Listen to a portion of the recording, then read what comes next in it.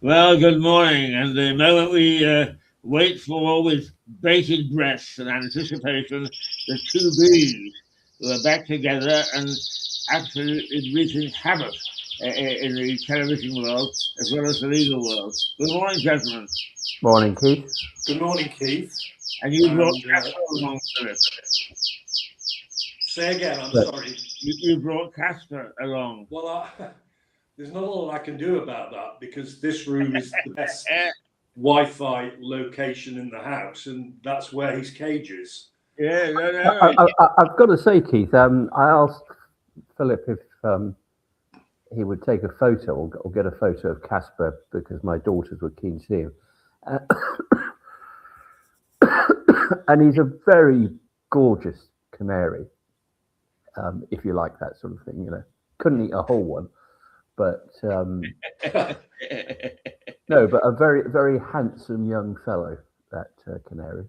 Yes, he's a sweetheart. I'm very pleased to have him as my pet. Yeah. But now, Richard, you have recently finished a book about a notorious murderer called Hawley Harvey Crippen. Yes, known as it was a colouring in book, and I hardly went over the lines at all, so that's fine. No, well, you did tell that to me, and no, it's impressive that at your age you can still colour in. No, it's good. Yeah. Well, luckily because I've got the shakes, it just sort of, I just press the crayon. They don't allow me anything other than crayons, obviously. No. And my shaky hand just does the rest of the work for me. So that's yes. Well, we must buy Keith some colouring in books and some crayons because absolutely he'd finish them in a day. Yeah. I saw that Carly Simon, the singer, has said that she has Parkinson's. Yes. I read up on that yesterday. Yeah. Yeah, and a really tough time before the Parkinson's. Is what, sorry? Yeah. Yes, Philip sent me just one word, vain. Yes, you're so vain, yeah. I bet you think this program's about you. Yeah. That very distinctive voice. Yes. Well, I remember her. I mean, she's been around for a couple of decades, hasn't she? Oh, at least. Yeah. At least. And it's still recording. Yeah.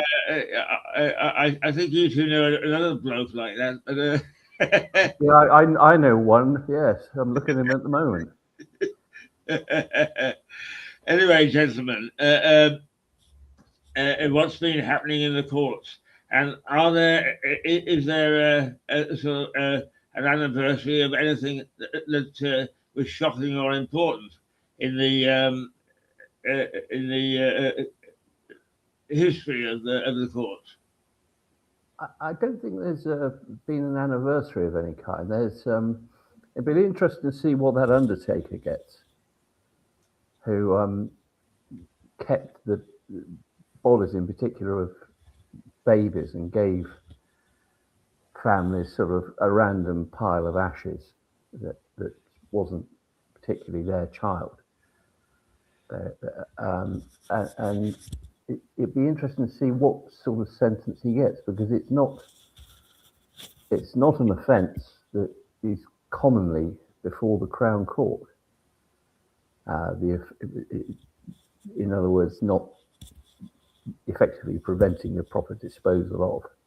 Uh-huh.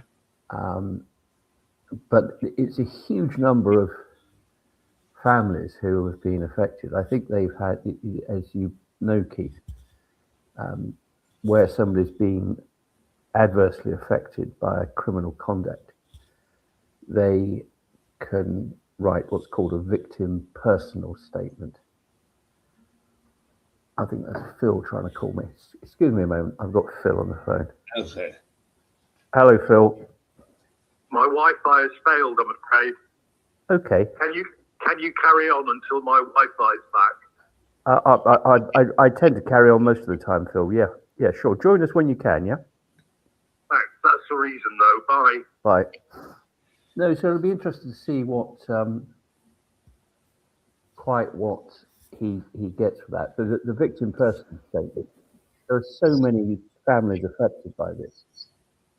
But really, it's taken, so far I think it's taken them 2 days of just people reading out their victim personal statements or having them read into the record by a barrister. All rather moving stuff, as you can imagine. But I'm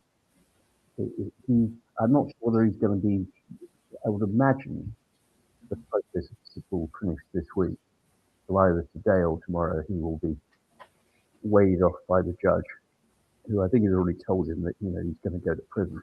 Obviously, quite why he's not in prison already, I don't know. He's been on bail, which I find slightly odd, but there we go. Right. So Sorry? just before we get launched into other things, no, you can't hear us? Ah. Okay. Yeah, he'll come back, don't worry. Philip's having some problems. For some reason, I don't know whether there's some anniversary, but the gunpowder plot seems to have concentrated people's minds. Oh, And the one thing that I remember in my own investigation into that incident in English history is that Guy Fawkes actually cheated the hangman by walking to the edge of the platform on which the gallows had been erected and throwing himself off and breaking his neck, because otherwise he would have been hanged, drawn and quartered. Yes, I've heard something similar to that. Yes, whether that's true or whether it's apocryphal, I don't really know. But it is quite possible, I suppose. Yeah, I mean it's not the sort of thing that would be handed down without an element of truth in it. I mean, I'm a great believer that history has got to be a combination of written plus the rumours handed down from father to son. Yes. Phil, can you hear us now? Yes, I can hear you. We can hear you, and we can hear, even more importantly, we can hear Casper. Yeah, yes. Well, my apologies. Having complimented you on your Wi-Fi, mine crashed. It's insecure connection, which is a problem I've had for many years, as you know. I was going to say that's very much your personal life. I'm aware of that. Yes. That's why they call me Justin. That's my real name. Were you talking about Guy Fawkes, Keith? Yes, I was. Yeah. It is claimed that he jumped off the ladder. Yeah. And was lucky enough to break his neck, thereby avoiding the agonies of the rest of it. The others weren't so lucky. Well, according to some written evidence, some of the plotters were being tortured and summarily executed, even while they were sort of clearing the House of Commons. Yes. Yeah. If it was yes. Well. Yes. Well, we were, Richard, I think, going to talk about Hawley Harvey Crippen. Yes, Dr. Crippen, who I would imagine, Keith, you must have interviewed.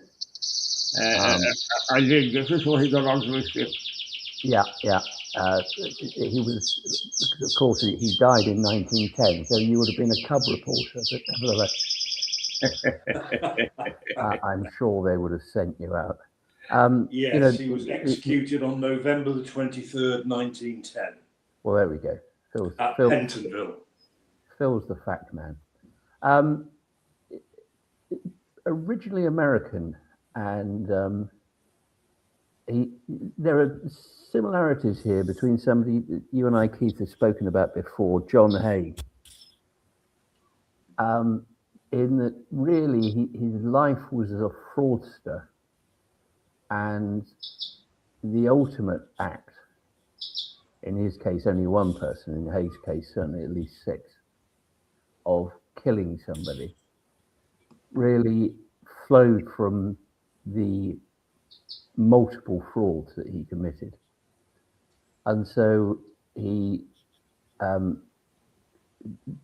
grew up and purported to qualify as a doctor, albeit his qualifications weren't recognized in this country. And he had a rather peripatetic life. He sort of shuttled across the Atlantic more often than David Frost used to do when he did his talk shows. But he worked at various hospitals, purporting at different times to be a specialist in a whole range of things. He purported to be an obstetrician dealing with problems that only women have. He purported to be an ear, nose and throat doctor, and also an expert in dentistry. But perhaps most importantly, from that point of view, he was a great advocate of homeopathy. Now, I'm going to upset at least your viewer, if not his dog. Homeopathy is absolute garbage. It bears no relationship to science as we know it. And it's the theory that you introduce to a person who's got an illness a very tiny dose of what it is that you think is wrong with them, and this is the weirdness of homeopathy. The smaller the amount is, the more diluted it is, the more powerful its effects. And so he was a quack, and he had various jobs peddling homeopathic remedies, as I said, in America and here as well, and was involved in a range of businesses that were shown to be fraudulent. He also got married. He got married to a woman called Charlotte Bell in America when he was still relatively young. And she unfortunately died. And it's not quite understood why she did die, because she was a young, perfectly healthy woman. And it was only really after everything else came to light that her family in particular believed that Crippen had killed her. No evidence that would prove it in a court of law, but it's an odd feature that his first wife died in that way. And then he met a woman who would become his second wife, and she went under various names. She was of sort of European extraction, but she wanted to be an opera singer,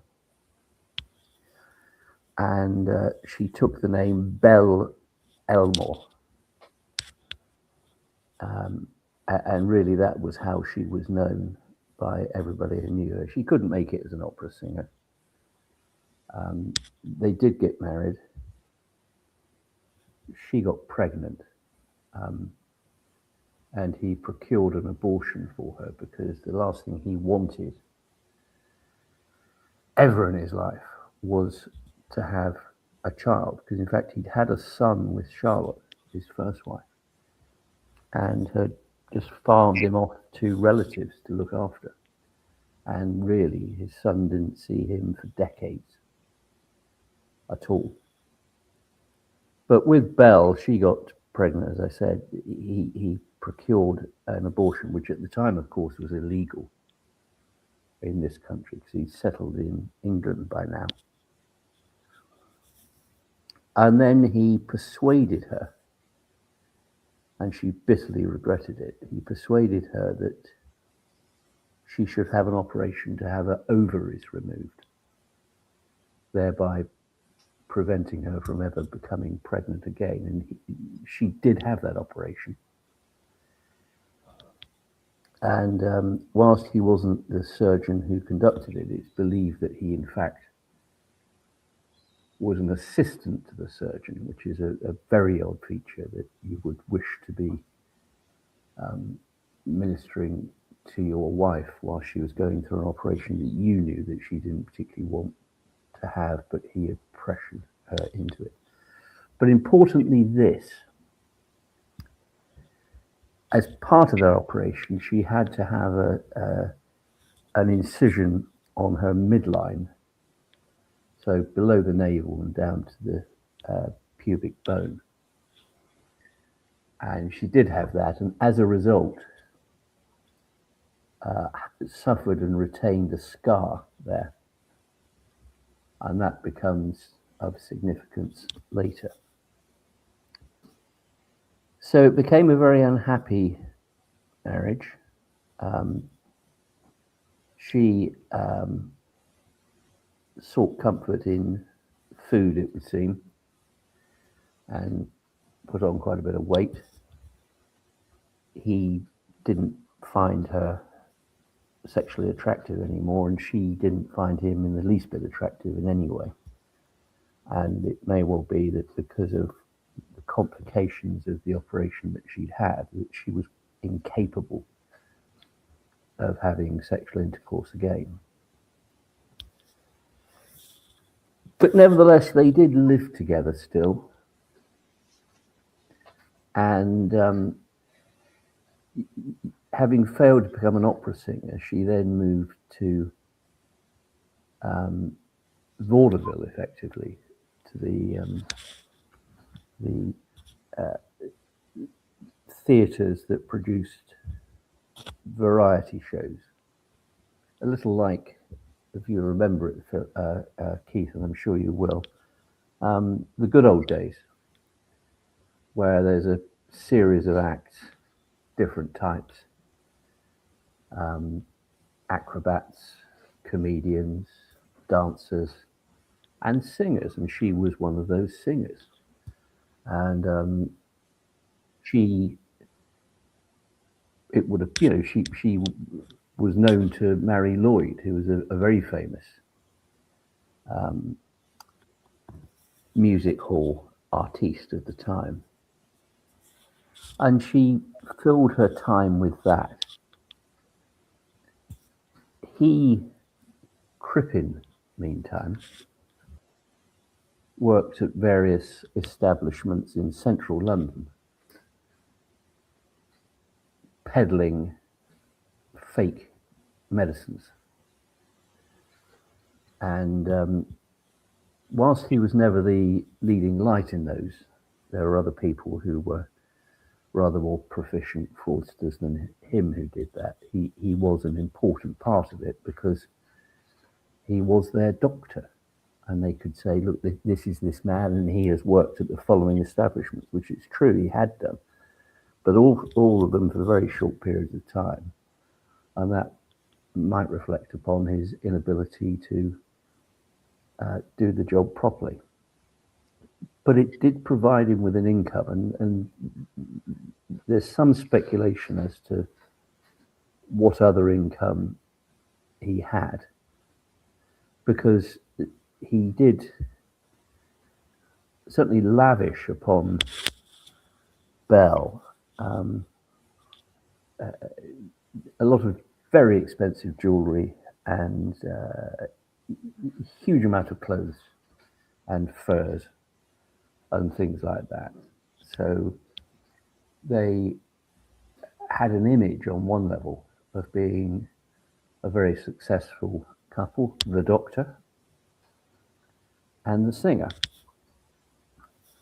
But he wasn't, as I said, happy with her, and she certainly wasn't happy with him. So it was a marriage of convenience. There's no question about that.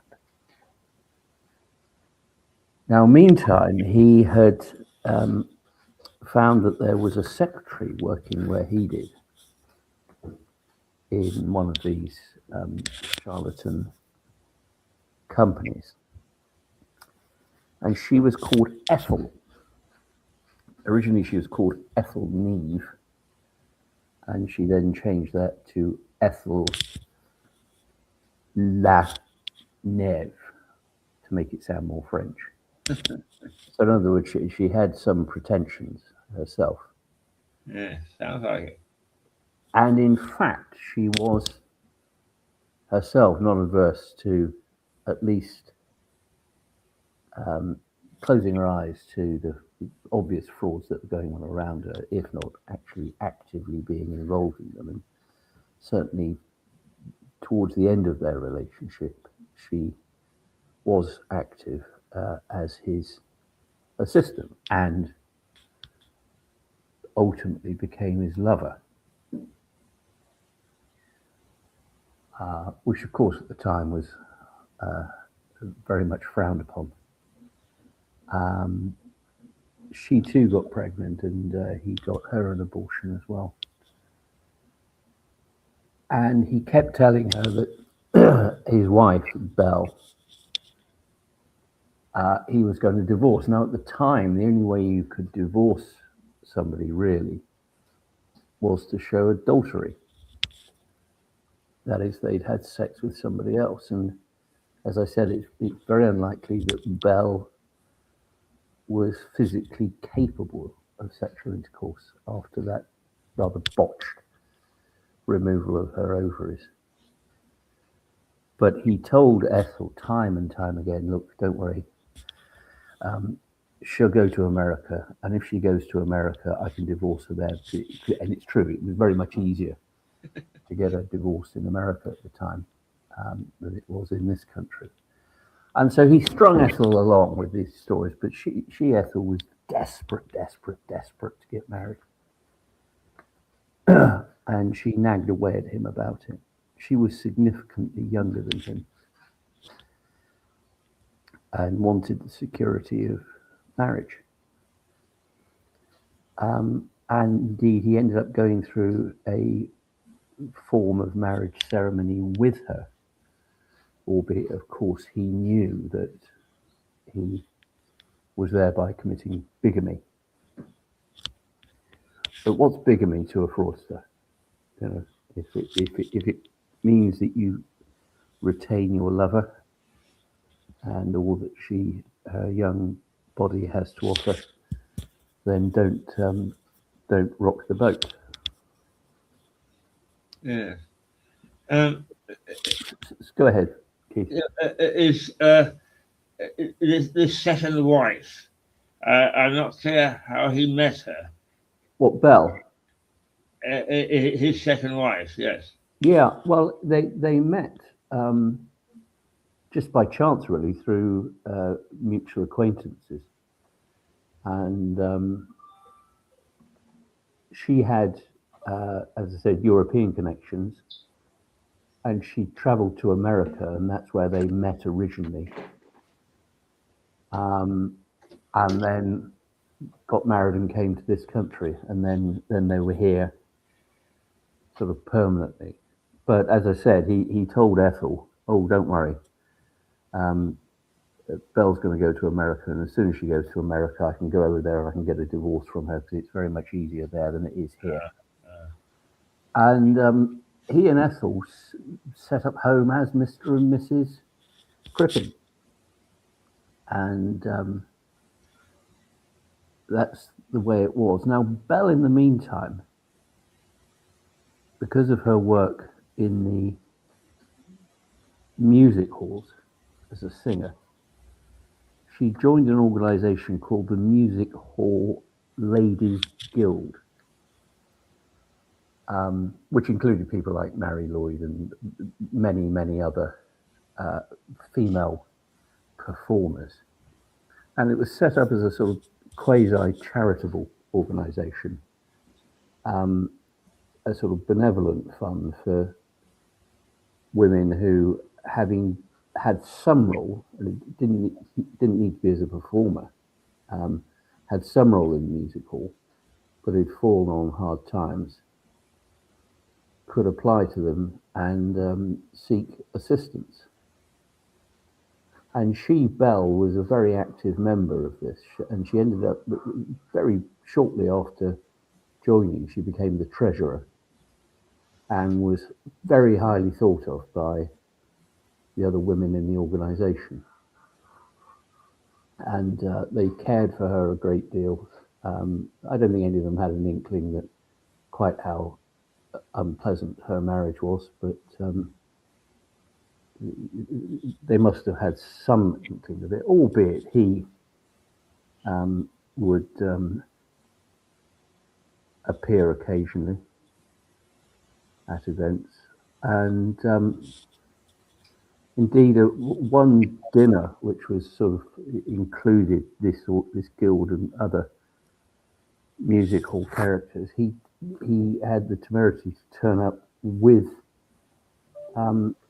his new squeeze, and the women of the guild were outraged by this, that he should be there with what he just introduced as his secretary. She was his secretary, but she was also, of course, his lover. And so things continued. And there came a time when he clearly needed to find a solution to the problem of having two wives. And because he was a doctor, he was able to procure a whole range of drugs. And he went to a pharmacist who he knew and ordered a significant quantity of something which was in fact a poison. It could be used in very, very tiny quantities, which I suppose is the homeopathy of it.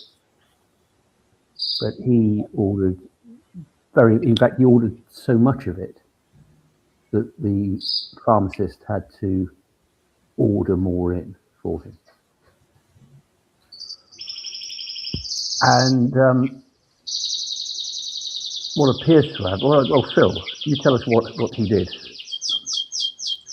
Yes, the poison you're talking about was called hyoscine. Yeah.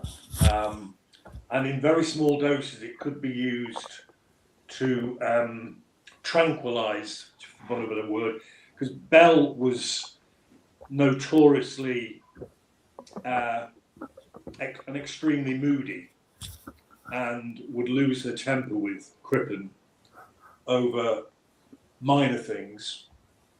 So it was first thought that he was using this to sort of calm her down, but it is scolopamine, and it was really unusual. It came to pass, really unusual, that it had been used to actually kill Belle or anybody. It was a very unusual way of doing it. Normally they'd use arsenic or something like that. She disappeared, basically. Yeah, and just dealing with her death, that would have been a very painful death if that was the drug that was administered. Absolutely, it would have been dreadful. And more drawn out than, for example, something like arsenic being used. Yes. Yeah. Yes. Sorry. No, don't say sorry, but no, you're absolutely right. It would have been agonising. And she disappeared. She disappeared, and the guild, the ladies in the guild you've mentioned, became very concerned because they would have expected her to let them know if she was, for example, going away, which is the story that Crippen told. He told everybody that she'd gone back to America alone to look after a sick relative. Yeah. That was his first story. And he produced what purported to be a letter to the guild members from her, which he said that she was so upset that she dictated it to him, hence why it was in his handwriting. 2 letters, in fact. 2 letters, yeah, quite. And delivered to the guild by Lenève. Yes. In his handwriting. Because, you know, with hindsight, she was incapable of writing those letters because the poor thing was dead. Yep. But so in the end, the guild ladies went to the police. And a chief inspector from Scotland Yard called Drew turned up at the house. I think it's Dew, isn't it? DEW. DEW, you're quite right. Dew, yeah. Never make a mistake with a man who's read the book. He questioned Crippen about the disappearance of his wife. Well, just before that, in fact, when the guild first went to the police just ignored them. Now, that's the bit I didn't know, you see. About. Yeah. So they went to the police and they, the police dismissed it and said, well, if she's gone away, she's gone away. And this is Dr. Crippen, you know, what are you suggesting? You haven't got any evidence of that at all. And they decided, the guild decided that might be better to have, if a bloke went along and spoke to the police, and they got a bloke to go along, and he got knocked back as well. And it was only the 3rd occasion, as you say, Phil, that Officer Dew became interested and involved in the case. Sorry, you were saying he questioned. No, I'm fascinated. I didn't know that at least 2 attempts to notify the police had fallen on deaf ears. Yeah. Anyway, he did question Crippen, and Crippen made his first major mistake because he blurted out to the copper that the story of her going to America to look after a sick relative was not true, that he'd made it up. And the truth was that she'd run away to America with her lover. So he was asserting now that she'd been an adulteress or was an adulteress, yeah. and was in America. And the police left it at that. And actually, the stuff I've read suggests that it would have gone no further. That's right. Had Crippen not made his second major mistake, because his nerve was broken by the visit, and he decided to flee the country with Lenève, disguised as a boy, short hair. He bought boys' clothing, and there was evidence at the trial from the outfitters of the clothing he bought in which he dressed Ethel. And they went to the continent first, and then they sailed, I think from Antwerp, it doesn't matter. Yes, it was Antwerp. To America on a boat known as the SS Montrose. Well, the police now were getting more and more interested and went back to the house, which was entirely unoccupied, and did an absolutely thorough search, including the cellar. And in the cellar, they found underneath the flagstones a torso. In other words, a trunk, a human trunk. No head, no legs, no arms. No bones. No bones. And it had been put there in a form of quicklime, which normally would dissolve bones and flesh. But for some reason, and it's something to do with the earth underneath those flagstones and the clay, it was a clay soil. It converted the lime, whatever it was, into a preservative of flesh. And that is why, though the bones had disappeared, as you rightly point out, the flesh remained and was in a sort of a mummified state. Yes. So it was recovered. It was bits, wasn't it? It wasn't sort of in a single piece. Again, I didn't know that bit. Yes, it was sort of effectively sort of joints of meat type thing. And the pathologists, who included Bernard Spilsby, who became and that was his first major case. Yeah, I know exactly. He became massively famous in the absolutely 20th century. The opinion of both the pathologists was that the bones had been removed and disposed of elsewhere, as had the head.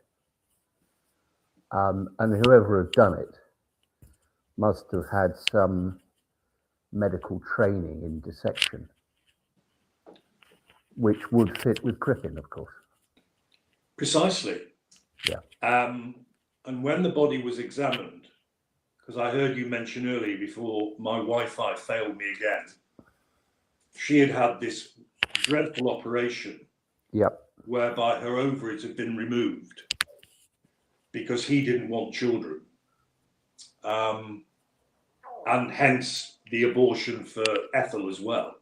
Yes. And there was a scar on the torso, exactly where it would be expected to be, consistent with such an operation. Yes. And the two Crown's pathologists, and particularly Spilsbury, were absolutely adamant that this was a scar. Yeah. Well, the defence, he was represented by a bloke called Tobin. The defence at trial were very keen to suggest this was not a scar.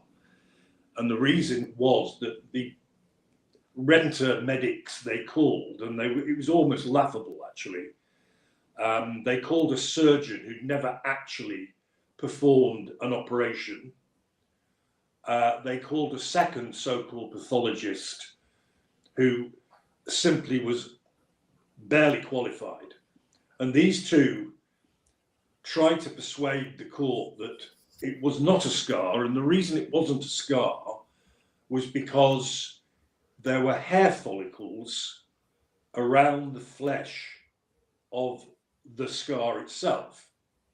Well, Spilsbury put paid to that idea by, yes, there were, in a wider scope, hair follicles, but they were none relevant to the scar itself.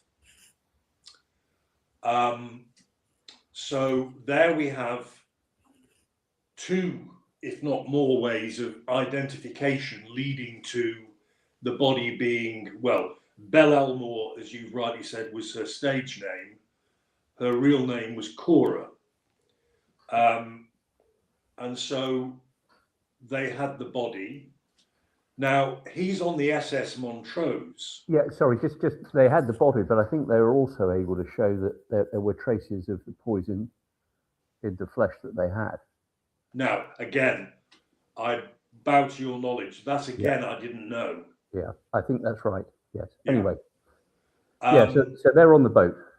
They're on the boat, but their descriptions had been distributed, and these were in the days of working telegraphs, wireless telegraphy, and this is another big first.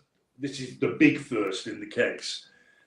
Crippen and Leneve were actually arrested because the captain of the Montrose was very suspicious of them.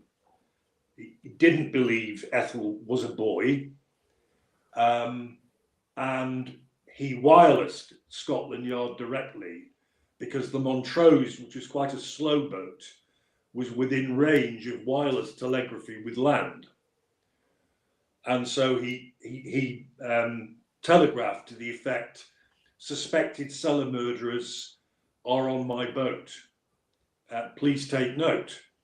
Well, they did take note, and Dew and colleagues, including 2 prison warders from Holloway, they boarded a faster boat and they arrived in Canada before Crippen and Lenève.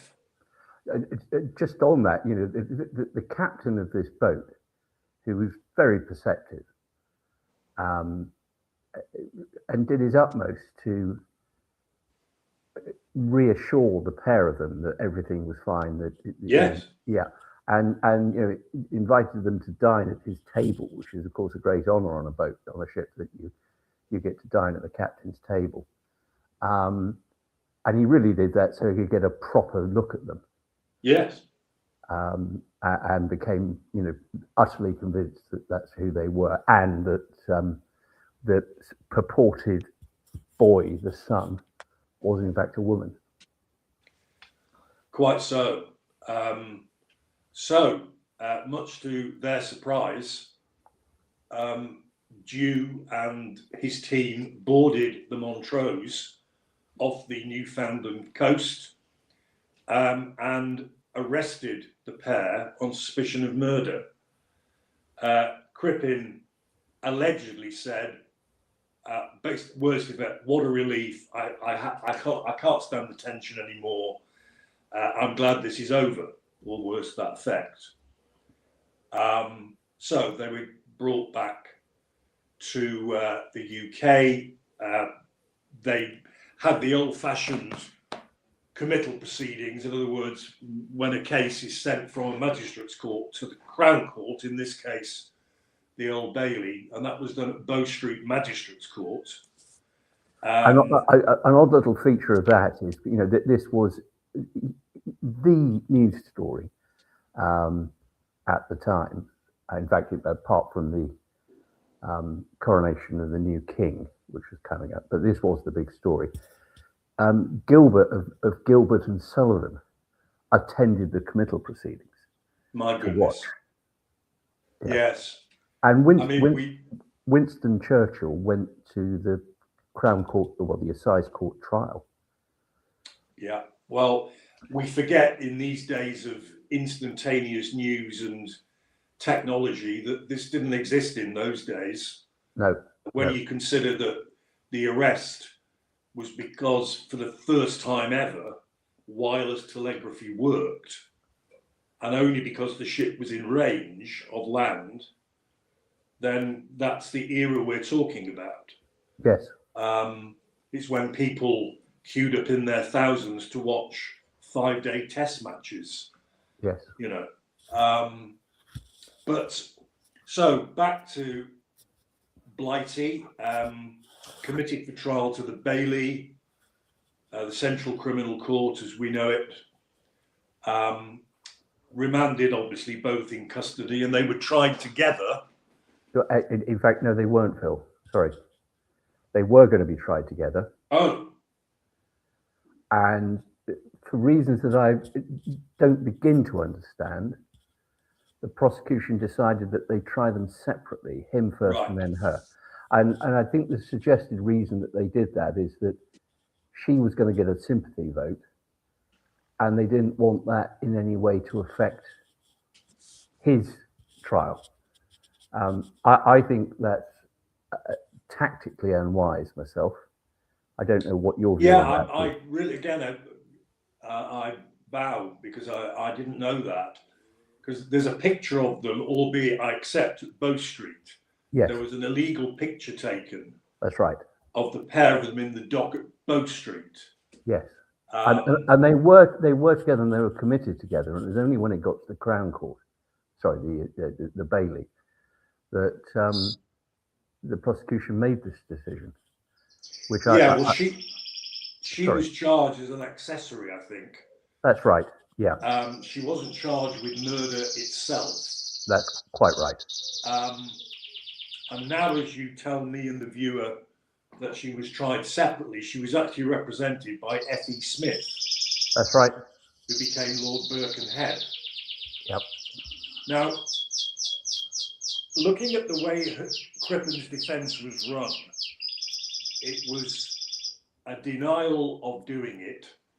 It was an assertion that the body had been there long before Crippen and Bell had moved into Hilldrop Crescent, which is where the house was, and also an absolute insistence that Ethel should not be incriminated. So that was the defence upon Crippen's instructions that Tobin ran. Now, the brief had first been offered to a very famous Edwardian barrister called Sir Edward Marshall Hall, who was as famous as a barrister as Spilsbury became as a pathologist. I mean, these were big names. And my understanding is that Marshall Hall returned the brief, in other words, declined it, because he felt that Crippen was running the wrong defence. Yep. The defence Marshall Hall would have run was accident, in that, yes, Crippen did feed, want of a better word, Hyacinth to Bell, but in very small doses and only to calm her down. But he got it wrong. She overdosed, and that's how she died. And yes, he did dispose of the body, but out of sheer terror, etc. Yep. Now, I don't think that defence would have worked for a minute. How do you feel about that? Yes, I don't think it would have done, but I have to say that the defence, because of course a barrister can only act upon their client's instructions. You can't make up a defence for somebody. No. It did seem to me that there were significant holes in the defence that he wanted to run. And holes that were incapable of being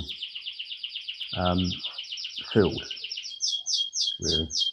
Now, the torso was wrapped in a pyjama top. Yeah. And the bottoms to those pyjamas were found in the house when the police searched it thoroughly.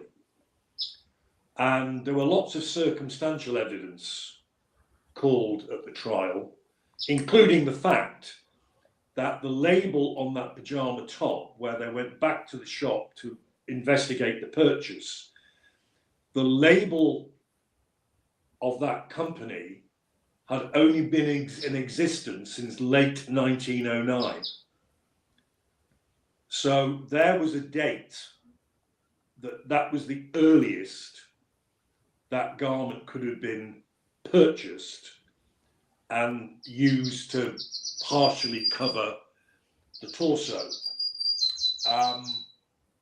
Other evidence, I've mentioned the boy's clothing, the fact that Ethel was seen wearing, flagrantly wearing, both in and not in Crippen's company, Bell's jewellery and the furs you mentioned, and so on. So bit by bit, they built up quite a convincing case, including cash deposits. Now, you mentioned money. Well, he was obviously getting money from somewhere. He did pawn, PAWN, a great deal of the jewellery. And in the end, he was able to put cash deposits in safe boxes up to £900. And in £900 in 1910, I found out, is worth about £150,000 today. So it was a substantial amount of money, Richard. Yes. Which the Crown said was obviously, the nest egg for his life ahead with Ethel. Yes. It took the jury 29 minutes to convict him.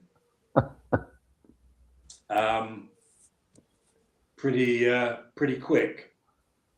So the Crown's case was accepted, the defence case wasn't. And there were things in the witness box. I mean, I as you know, I did treat myself to reading the transcripts of the trial available online, and he tripped up many times under cross-examination, many times, and he was hanged. Yes. As I said, in the November of 1910. Yeah. And then she was, after that, tried and was found not guilty. Very quickly. Very quickly. It took the jury about 9 minutes. Yeah, and went on to live, I think, until the 1960s. She did. She went to America. Yeah. Ironically, on the day he was executed. Yeah. That's the day she chose to travel.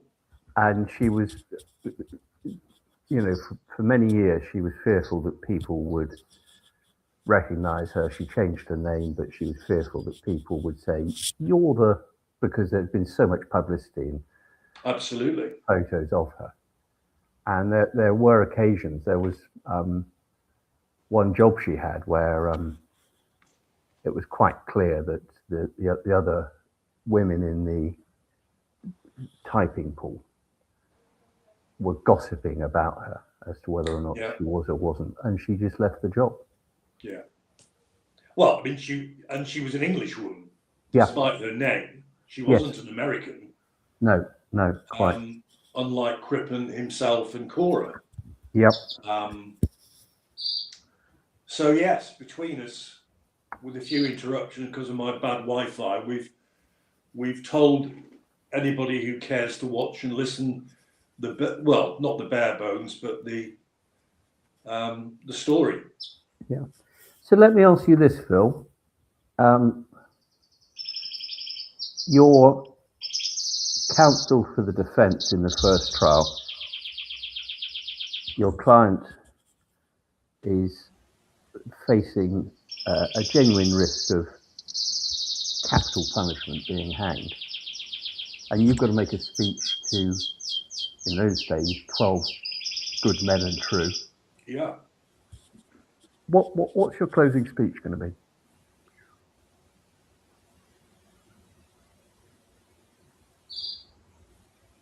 Well, firstly, I'd have to remain faithful to the defence that was run. Yeah, but how would you not spin it, but how would you portray that to a jury in its most favourable light?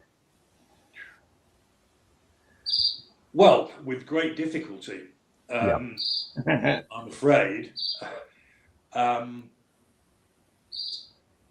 fear it would be the most hostile jury I would ever have to address. Yeah. Is it one of those cases where, and I know we've both had them, where you actually end up having to say to a jury, you're not going to like my client, and I don't ask you to like him, and he's done some despicable things in his life as a fraudster, but we ask you to stand back from that and take a cool, calm view of whether on the evidence you are sure that he's a murderer. So yes, in other words, that's when his problems begin. Yeah.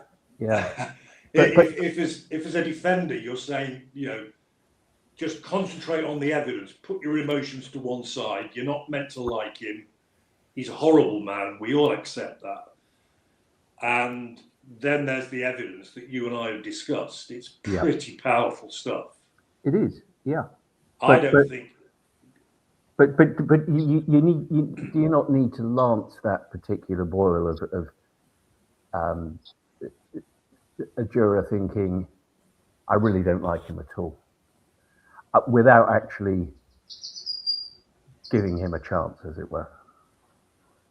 Of course, no, you're absolutely right. I mean, that's what you would do. That's what I like to think I would have done. Yeah. The other tactic as well is to actually ignore the evidence. Yes. Which I have done on occasion, basically. And just give a friend Roman's countryman type of speech. Yeah. Lend me your ears. And just waffle and ignore the bad bits. Phil, I don't think I ever heard you make a speech in which you didn't ignore the evidence. Thank you. No, not at all. That's because I was always up against demon prosecutors like you. Yeah, well, no. I never stood a chance. Yeah. Something I want to ask you, Richard. Yeah. Because you are a self-declared expert on the Carry On films. Well, something like that, yes. Well, in which Carry On film, did Peter Butterworth play an Edwardian who'd killed his first two wives and was looking for a third? Yes. And in which film his friend nicknamed him Dr. Crippen?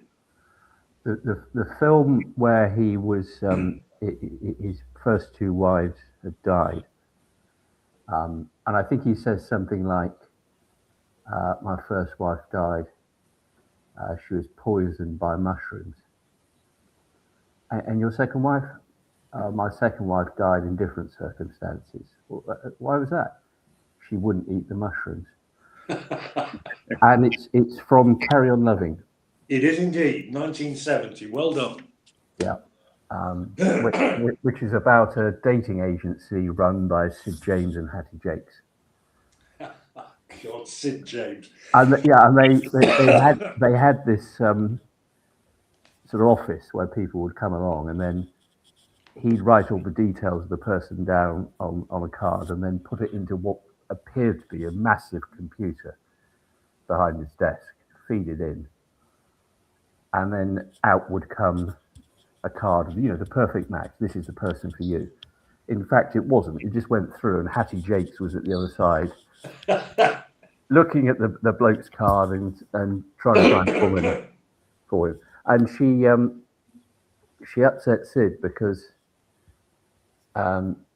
he fancied a woman who had come along there and was sort of chasing her. And when an eligible male came in and had his card put through to Hattie, she sent back the card of this woman who Sid was chasing. And he was going, I don't know what's happened. The machine's gone wrong. I can't understand this. No, she's not available, that one. Oh, brilliant stuff. Yeah. No, I mean, I got that from a whole list of books, dramas, films, you name it, that were all in some way based or associated with Crippen. I mean, it's extraordinary. Yeah. A whole list of things. It remains a very gripping story. Yes, well over a century after it all happened. Oh yes, absolutely.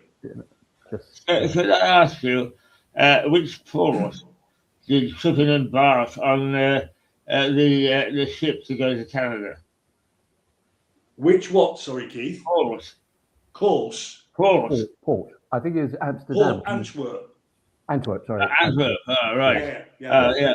He and Lenève fled to the continent, and they took the boat from Antwerp. Yeah, that's which probably explains why the faster boat that Dew was on was also nearer to America because it went from Southampton or somewhere. Yeah. I was very interested because the very first time that I went to, not the first time I went to Canada, that was when I was 15, but when I first went to Canada and was going to university, I took a boat, but I took it from Liverpool, and it was the last year that more people travelled the Atlantic by liner than by aircraft. Blimey. Interesting. But it undoubtedly, if they were going to Canada, they might have gone to St. John's, I suppose. But the chances are that they sailed down the St. Lawrence. And that is indeed a spectacular event. It really is. When you travelled to go to university in Canada on a boat, were you not worried about the U-boats? Well, they didn't give us each a machine gun. Yeah, I was going to say yes. Depth charge. Here's a depth charge.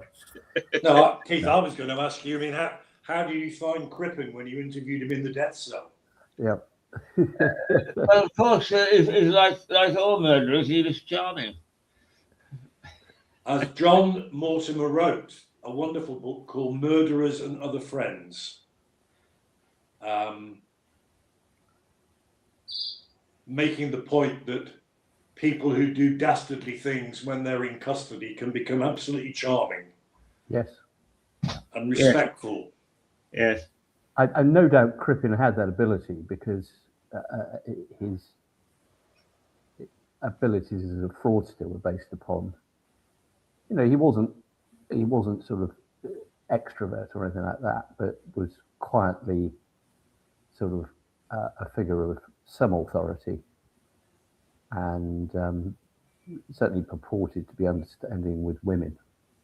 Well, every witness as to character or who knew him called at the trial by the Crown. Yes. Everybody said he was a very kind, very amiable man, very charming man, very, modest and discreet and self-effacing. They all said that. Yeah. That would have been my speech. You just reminded me. Yeah. That would have been my speech. You see, one thing that troubles me about Crippen is that if you shaved his moustache off and took his glasses off, he would look exactly like Nigel Farage. Yes, he would. So talking about his glasses, he did actually try and cheat the hangman. He smashed his spectacles during the night and tried to cut his throat with the broken glass, but the warders were on him and he failed, so he went to the drop. It's interesting that you said, Richard, there were some similarities between Crippen and Haig. Yeah. And Haig also reportedly was just charming to everybody. They all wanted to be around him. But I knew an old boy. I won't tell you why, because I used to get up early to help distribute newspapers. But he was a schoolboy at the time of Haig's trial.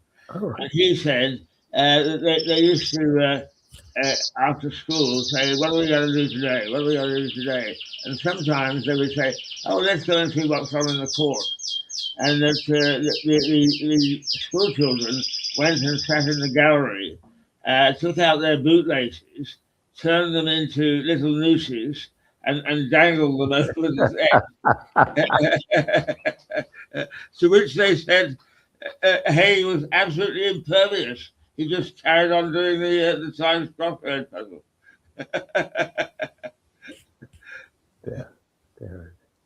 Now, gentlemen, I need to love you and leave you. I have driving duties to perform shortly. Okay. Well, thank you very much, gentlemen. You've actually done 1 hour and 3 minutes.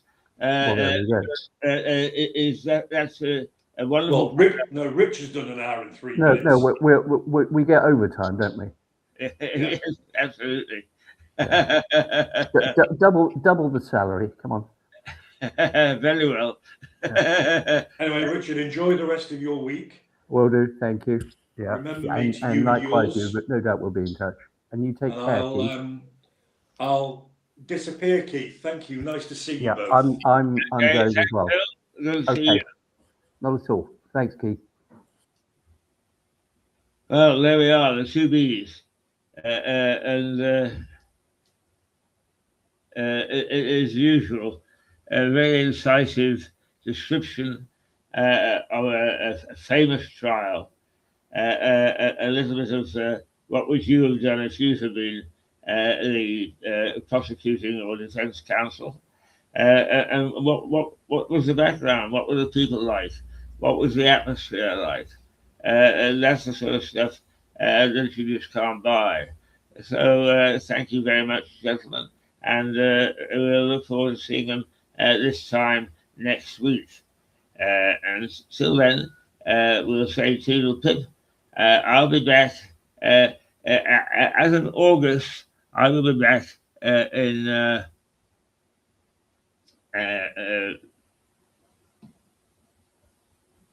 Where are we? Yes, I'll be back in the next hour with a program before Harry Atherton comes along at 11 o'clock our time. And is that right? Yes, that's right. And we'll get some analysis of what's happening in the world with very incisive views and a very good analysis. So for the moment, what we'll do is we'll say toodle pip for an hour, and then we'll be back at 11. Yeah, what is it? Is it? I'm not sure. We'll be back very shortly. Right. Stay in the studio until the outro echo. Right. Okay. We'll be back in an hour.